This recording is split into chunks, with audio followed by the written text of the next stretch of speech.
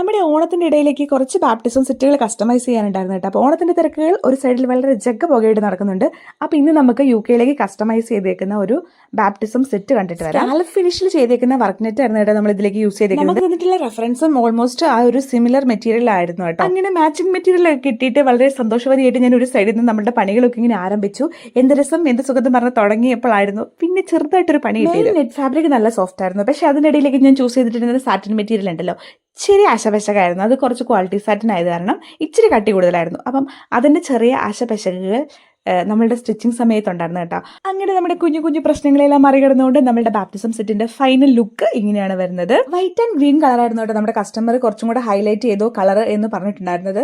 പിന്നെ നമ്മളുടെ ഉടുപ്പ് കാണുമ്പോൾ ഒരു കുറച്ച് വലുപ്പം തോന്നും, സാരമില്ല. ഒരു വയസ്സുള്ള കുഞ്ഞുവാവയാണ് ഇന്ന് മാമോദിസ മുങ്ങാൻ വേണ്ടി പോകുന്നത്. ഒരുപാട് ആഡംബരങ്ങളൊന്നും ഇല്ലെങ്കിലും അതിലേക്ക് അത്യാവശ്യം വർക്ക് നെറ്റ് വന്നേക്കുന്ന മെറ്റീരിയൽ ആയതുകൊണ്ട് തന്നെ ഒരു ലക്ഷറി ലുക്കൊക്കെ തോന്നുന്നുണ്ടായിരുന്നു കേട്ടോ കുഞ്ഞുടുപ്പിന്.